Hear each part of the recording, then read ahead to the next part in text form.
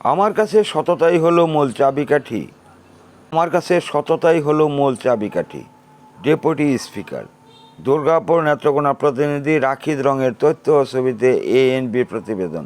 যে কোনো কাজে সততা থাকলে ওই কাজে মহান আল্লাহ বরকত দান করেন। আমার কাছে সততাই হলো মূল চাবিকাঠি। সেই সততার পথ দেখিয়েছেন শহীদ রাষ্ট্রপতি জিয়াউর রহমান। তিনি কেবল একজন রাষ্ট্রনায়ক বা সেনাপ্রধান ছিলেন না, তিনি ছিলেন একজন জন্মগত নেতা। সততা, দেশপ্রেম ও সাহসিকতার মাধ্যমে তিনি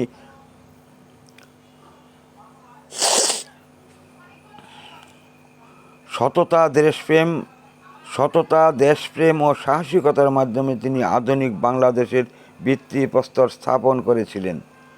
30 মে শনিবার দুপুরে নেত্রকোনার দুর্গাপুর উপজেলা বিএনপি আয়োজিত জিয়াউর রহমানের 45তম শাহাদত বার্ষিকী উপলক্ষে আলোচনা সভা ও দোয়া মাহফিলের প্রধান অতিথির বক্তব্যে জাতীয় সংসদের ডেপুটি স্পিকার ও নেত্রকোনা 1 আসনের সংসদ সদস্য ব্যারিস্টার কায়সার কামাল এসব কথা বলেছেন। তিনি আরও বলেছেন, সিদ্ধান্তহীনতার সময়ে মৃত্যুর ভয় উপেক্ষা করে জিয়াউর রহমান স্বাধীনতার ঘোষণা দিয়ে মুক্তিযুদ্ধে ঝাঁপিয়ে পড়েছিলেন। পরবর্তীতে রাষ্ট্র পরিচালনার দায়িত্ব নিয়ে তিনি দেশে বহুদলীয় গণতন্ত্র পুনঃপ্রতিষ্ঠা করেছেন।